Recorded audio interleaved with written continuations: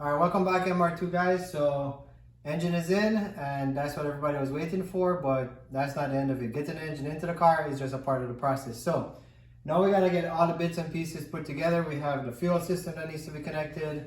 We have the heater core lines that need to be connected, coolant lines. The wiring needs to be connected to the ECU and grounded wires, etc, etc. So there are a bunch of pieces that need to go into this. So again, just in the theme of what these videos are, it's really not for the guy who knows what to do. It's for the guy who is trying to figure out what to do, like myself. So I've never done this before, as I mentioned a couple times.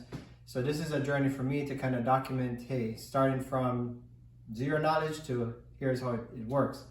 So we got the engine in, and now I'm gonna put the rest of the wiring and everything together. So just watch along so you'll understand if you're doing this yourself, what are some of the things that you would have to literally do just to get this thing to the point where you can actually turn the key and start it up. So let's jump right into the engine bay and see what we have going on right here. So Craig and I are here at it, and we're gonna tag team this engine as we did with putting it in. So we're just gonna put pieces together and really just two good buddies hanging out, having some fun working on an MR2. It doesn't get much better than that, all right?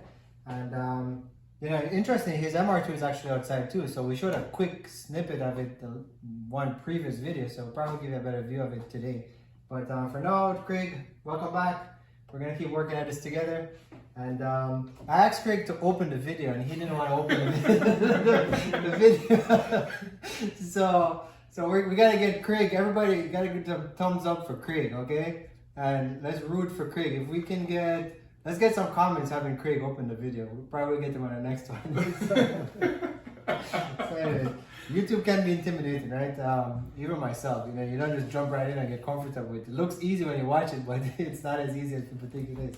So anyways, let's see what we're gonna do. So we got the fuse box cover off here, and you know, from the wiring harness that was done by Wire Gap, we got this piece that we gotta get put back in. So this literally comes up here and it slides down in this little groove,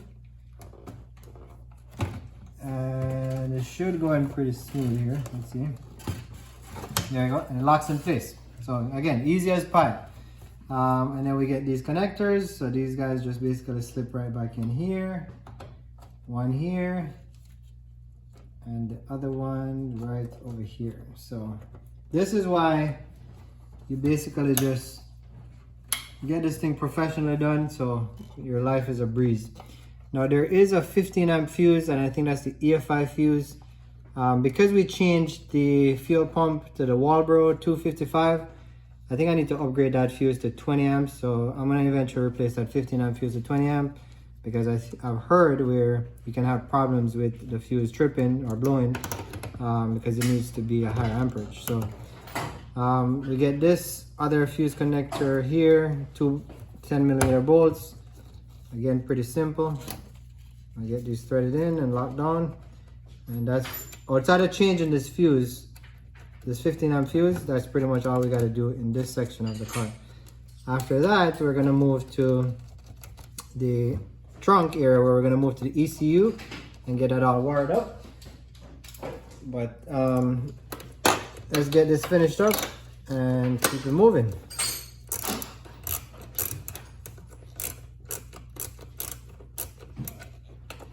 And I gotta say, you know, we're getting close to hopefully getting this thing started and going. And the big question is what happens to the channel afterwards. So hey, if you got an MR2 that you want to sell, hit me up, because I'm looking for an MR2. I'm looking for a nice shell that we can probably rebuild one of these. And now that I think I know what to do, then it will go pretty easy. But you know, these cars are fun, and you know, clearly you see a lot of folks building them. It's like one of the new trends these days. So you know, I'm always looking to buy another MR2 at this point. So let me know if you have one for sale. I think my wife is gonna approve that too. All right, so we'll get this buttoned up, and then I'll come right back and we'll work on getting the ECU wired in. The 15 amp fuse here, which is the Efi Fuse, I replaced it with a 20 amp fuse. These the cables are tightened down to 2 10mm here, and this is plugged in, and that's all done. So hopefully no more issues from here. Cover goes on, and then we're gonna move right into the engine bay. Sorry, into the trunk, so we can get the ECU set up. Alrighty, so we're back in the engine. So we pulled the harness through. So fished it back through, got all these cables in. You'll see this is for the starter relay, which is this guy right here. These 3 wires, you know, this is how they build the harness. So this is for a tack adapter because the 5S engine is a distributor, has a distributor, but the 3S is obviously what, call and plug. So for the tack to work, you have to buy a tack adapter from MSD, and I think it's MSD 8920. So I purchased one of that. You don't have to do that. You could actually pull the RPM gauge out and, you know, put in a 10K resistor and it would work. But for the ease of just getting this thing done, I bought the tack adapter. So you'll see a video where I'll get this connected. I will mount it up somewhere in the back. So these 3 wires are going to sit off on the side for now. The rest is all plugs that go to the ECU. So here's the back of the ECU. So we got 4 plugs, and you can't mess this up because everything has a different orientation as to how it goes in. So here are the 4 plugs. Basically, I will go get plugged into the ECU. We have this one that gets plugged into this guy right here. And then we have this final one, which came off of the 5S ECU, but that is provided by this cable in the rewire. So you're gonna see right here this little black connector. Now if you look at, let me show you, let me pull this off. If you look at how it comes from wire gap, it comes with these pins right here, and you literally would have to kind of go in and kind of line this stuff up for it to fit and then put electrical tape on it. But MR2 Motorsports sells this adapter, so you basically put this on here, and then this gets plugged in and everything is buttoned up, so it looks kind of OEM. So this, I ended up buying this thing from MR2 Motorsports. I'll put it in the link, and that just makes it nice and clean and OEM looking. So yeah, it's a choice if you want to do it, but I went ahead and did it. So right now we're going to get the ECU mounted, and then we're going to get everything plugged in. Now the factory 5S ECU is not as, it's smaller than the 3SGTE. So I used the factory 5S bracket here, and it will literally go in and fit this side, but on the other side you have to build some custom brackets. So I went ahead and built some custom brackets, one on this side and one on this side, so you can mount this thing in and have everything looking OEM. So there you go. So that's how that's going to work. Again, people might consider it overkill. For me, I want it to look nice and clean, so that's what I did. So that's what's up with ECU. So we're going to plug everything in right now, and the only thing will be pending is the tack adapter, and then we're done inside the trunk here.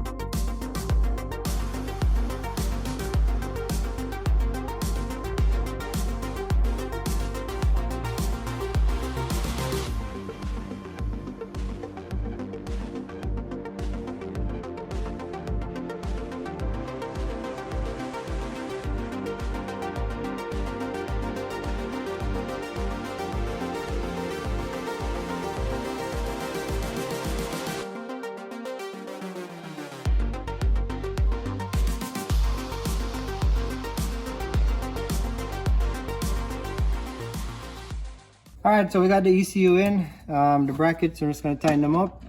So I highly recommend you build these brackets before you try to plug these in, because the wires are, yeah, there's a lot of wires and it's pretty tight. So it's going to, if you don't have the brackets in place before, it's going to be shifting these mounts all over the place. So let's just get this tightened up.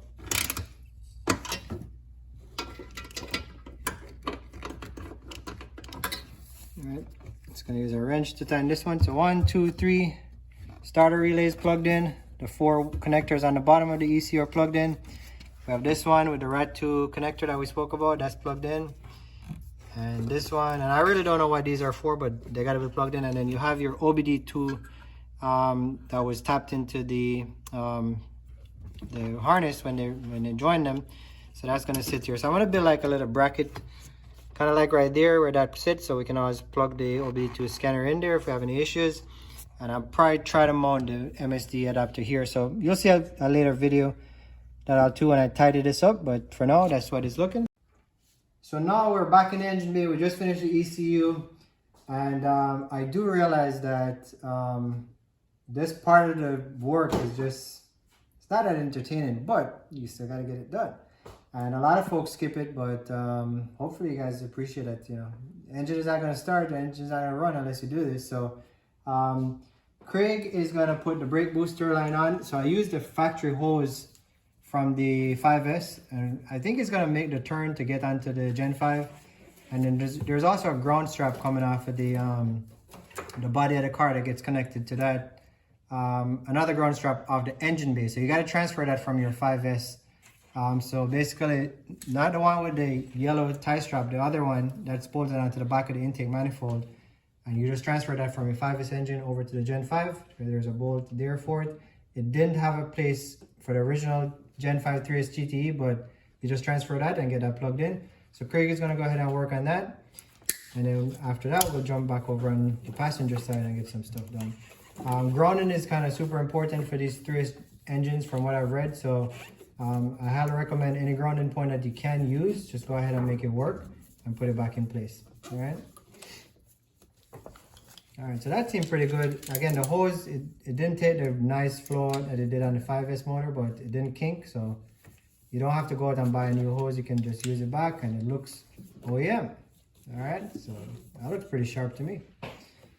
All right, now on the driver's side, we got to get the starter wires connected. So we had this main starter lead, and it's bolted down here with the second starter lead coming from the back of the harness here. So this one and this one gets bolted down on the starter. And then there's a signal wire that also gets plugged in. So basically 3 wires go onto the starter when you're putting this thing back together. There's also another ground strap. So we had this one. So just as Craig did, we have one on the passenger side, we have one on the driver's side. So you get that plugged back in. And then there's also a ground strap coming off the transmission right here. That we have to put back on. So this goes on the engine mount here. It's a 14 millimeter. So I'm gonna get this tightened up. And then we're gonna finish up the motor mount. All right, so let me just put a little bit of torque on this. All right, now don't forget, we got this engine mounted loosely, so I still have to remember, I'm kind of using this video to remind myself, I got to tighten this engine mount bolt. I still got to tighten the 3 bolts, 2 on the bottom and the front here, and this one on the top. But in the meantime, I'm going to go ahead and put the rest of the engine mount brackets on. So this is tightened first. You got to get this one tightened up. I'll show you why it's important. All right, so that's nice and tight. Because once you bring this little dampener down, it's going to cover that bolt, so you won't get access to tighten it. So you got to do it first. So this goes on here like that, and it comes with, I don't know what this is, but it's like a little weighted thing. So this goes on the front side of the mount with the bracket that goes to the transmission. And I have torque specs on all of these, so I'm just, for the purpose of this video, I'm just showing you where everything goes back. And then afterwards, we're gonna torque everything down. If you want to get the torque specs, send me a message. I can share it with you. For now, we're just going to go ahead and get this thing mounted up. And I think that's the way it goes. Let me see if there's a different configuration. So one here, one over there, one over here. And this purple stuff that's on it, I didn't put it there. The car came like that, so I guess whoever worked on this vehicle before wanted to have a way to figure out where everything goes, so they use that purple paint. So in case you're wondering what that's all about, that came with the vehicle. So I'm not sure. I think this is the way it was. I had zip tied it in place just to make sure I didn't forget the orientation, but let me see if there's a better way of putting it. I don't think it really makes much of a difference, but let's see.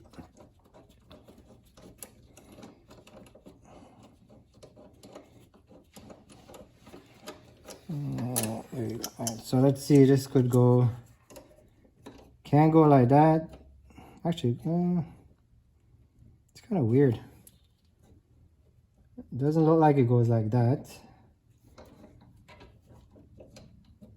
So, yeah, I guess we're gonna just put it in like this. This is how I remember taking it off. So we're gonna put it back, all right? So, to not bore you with tightening bolts, basically this is the engine mount side of it. What comes after here, which we're just gonna wrap the video right now. But after that, we're gonna put the two heater core lines in. One goes here, one goes here. We're gonna get the fuel feed and the fuel return, the feed and the return buttoned up. And then we're gonna move to the front of the engine and get the clutch safe cylinder put back on. And on the top of the engine, anything left would be obviously intercooler pipes, AC compressor lines, and we move to the bottom and we get the subframe put on. But for the subframe, I gotta change the axle seals on the transmission, get the axles in, and then get all of that piece buttoned up. So it's coming along. I'm happy with the progress so far. I'm just happy that the engine is in the vehicle. So that's a plus. That's major progress for me, and it's looking great as I was hoping it would. So again, another video. You guys gotta watch me. Keep watching. More coming up. So don't lose your patience, and think of it that it's if I finish everything in one video, then what else are we gonna watch, right? So we gotta take our time and get this done nice and easy and having fun doing it. So back to Mr. Craig over here. Craig, thank you for coming out. Can't do this stuff without you. And I hope everybody learned that part of MR2 videos is, or part of MR2 builds is doing it with your friends. Teamwork. Right? Teamwork, exactly. So you gotta tag team this car together, and it's just more fun doing it like that. So I appreciate Craig taking his time to come down here and help me out. And you know, he's having fun, but guess what? He's learning too, because he has his car outside that we're gonna swap next.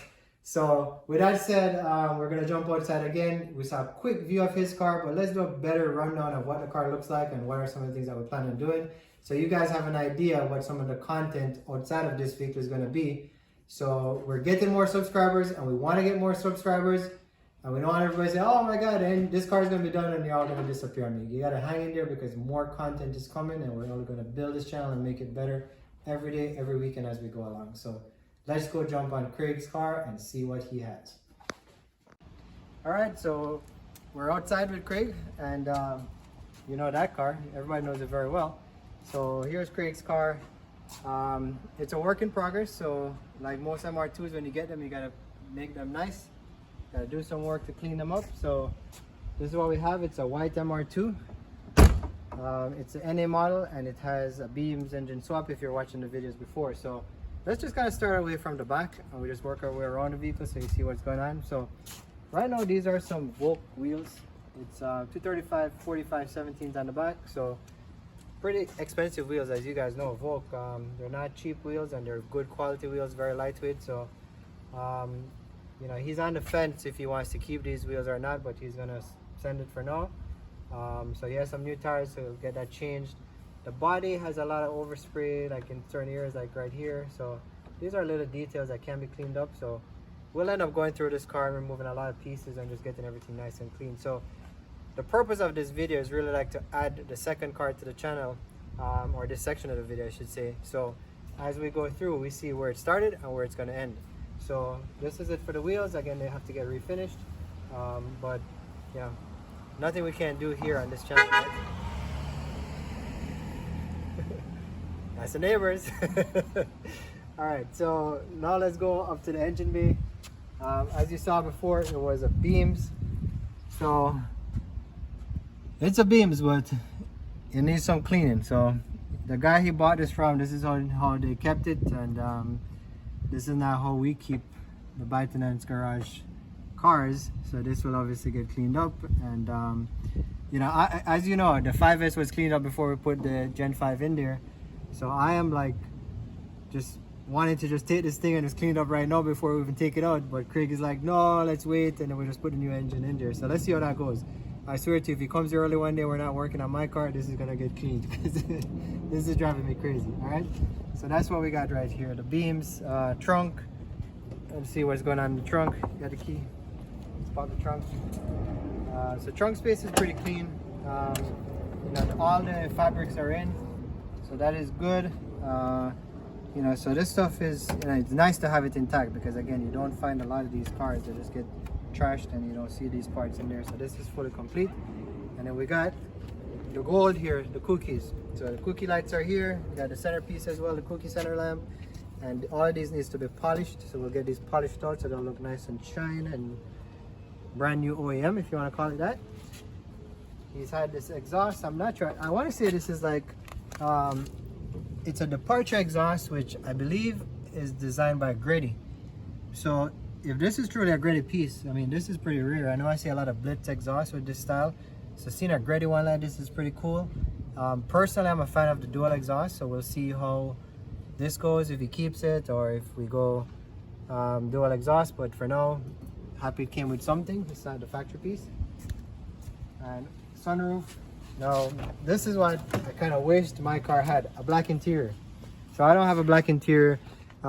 This interior looks like it's from a JDM MR2, so it got a full swap. So the dashboard is pretty decent. It has the cool Corolla steering wheel. So that's an upgrade right there. That's on this vehicle. And then they have the leather seats. Now the leather needs to be dyed. So if you look at this finish, and I'm pretty sure by the time we're done with this, it's not going to be perfect, but it's going to look way better than what it is. And you know, Craig being the picky guy he is, I tell a little secret, he's pickier than I am. He won't admit it. But this will get cleaned up as well. So just kind of showing you what we got to work with. All right, I love those seats. All right, coming around, we got the front area. And honestly, if you look at this front and you look at my front, like, okay, look at his front and then look at mine.